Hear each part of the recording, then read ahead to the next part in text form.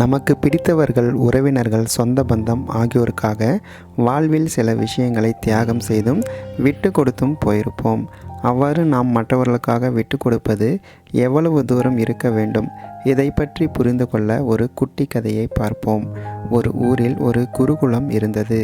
அந்த குருகுலத்தில் இருந்த ஆசிரியர் மாணவர்களை உட்கார வைத்து பாடம் நடத்தி கொண்டிருந்தார்.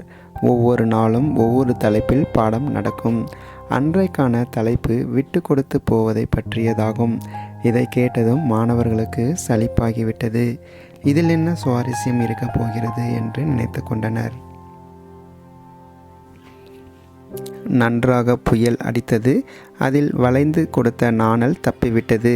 வளையாத மரம் உடைந்துவிட்டது போன்ற கதையை தான் சொல்லப் போகிறார் என்று மாணவர்கள் நினைத்து கொண்டனர்.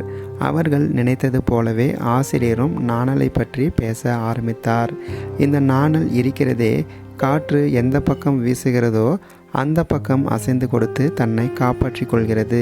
அதனால்தான் அதை விட்டு கொடுத்து போவதற்கு எடுத்துக்காட்டாக சொல்கிறார்கள் என்று சொல்லி பாடத்தை தொடங்கினார். நீங்கள் மரத்திலிருந்து விழும் காய்ந்த இலைகளை பார்த்திருக்கிறீர்களா? அதுவும் காற்றுக்கு அசைந்து செல்லக்கூடியதுதான். இருப்பினும் வளைந்து நெளிந்து செல்வதற்கு நாணலையே உதாரணமாக சொல்கிறார்கள். அது ஏன் என்று தெரியுமா என்று மாணவர்களை பார்த்து கேள்வியை கேட்டார். அதற்கு பதில் தெரியாமல் மாணவர்கள் அமைதியாக இருந்தார்கள். இதை பார்த்த குரு கூறுகிறார், நாணல் எவ்வளவுதான் காற்று அடித்தாலும் எவ்வளவுதான் வளைந்து கொடுத்தாலும் தான் நிற்கும் இடத்தை தக்க வைத்து கொள்கிறது. இன்னும் சொல்லப்போனால் தான் நிற்கும் இடத்தை தக்க வைத்து கொள்வதற்காகத்தான் வளைந்தே கொடுக்கும். ஆனால் இலைகள் அவ்வாறு செய்வதில்லை. காற்றடிக்கும் திசையிலேயே செல்லுமே தவிர அதற்கென்ற நிலையான இடமென்று எதுவுமே இல்லை. அதனால்தான் வளைந்து நெளிந்து செல்வதற்கு எடுத்துக்காட்டாய் இலைகளை சொல்லாமல் நாணலை சொல்கிறார்கள் என்று கூறினார்.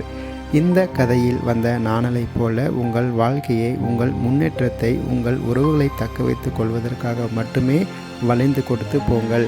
அதுவே தலைக்கு மீறி போய் உங்கள் நிம்மதியை பாதிக்கிறது என்றால் அந்த இடத்தில் சுதாரித்து கொள்வது நல்லது. இதை புரிந்து கொண்டு வாழ்ந்தால் வாழ்க்கை நிச்சயமாக மகிழ்ச்சியாக இருக்கும். நீங்களும் முயற்சித்து பாருங்கள்.